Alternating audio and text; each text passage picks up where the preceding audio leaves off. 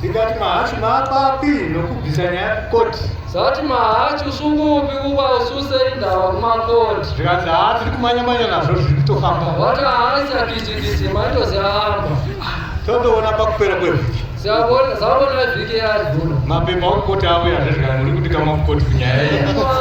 Yabuya koti zisime masitiri yafunana nayo koti. Ndiyo ko tiri kutamba namatsotsi gani. Zati sidalori mudesigevengu.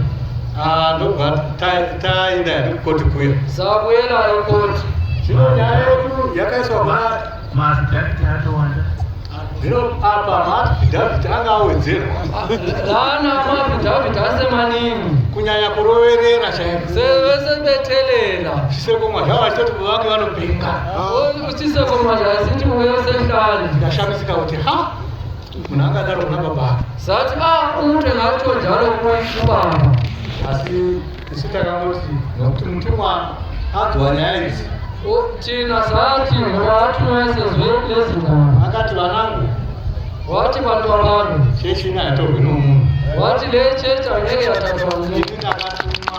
Nina nditumiwe. So don't worry. Ndingahlupeki. Kumakoti koko ndindichaenda. Wati emakoti ime ngizahamba. Saka musazinetsa. Ndingazihluphi. Saka nyaya yemhamba yaiswa kuordinary register. Indaba yamhamba yaisaiswe kuordinary register. Ndiyo yatakazodaidzirwazvo. Zaidzirwa njalo. Saka kuti ndinondedzere takaenda mumakoti rwakawanda. Zamba emakoti indaba eziningi. Nyaya yakareba inoudza zuva. Lendaba inde mwashona yana.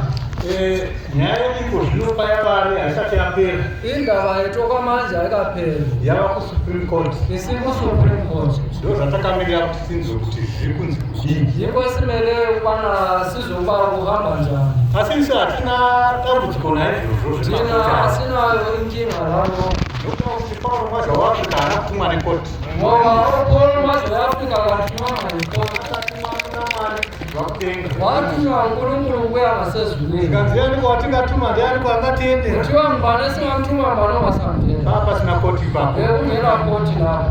Zwi rikataura vachibva kumusangano weEaster. Izwi lakhuluma lesuka emkhankasweni East. Vasvika parwizi rahari.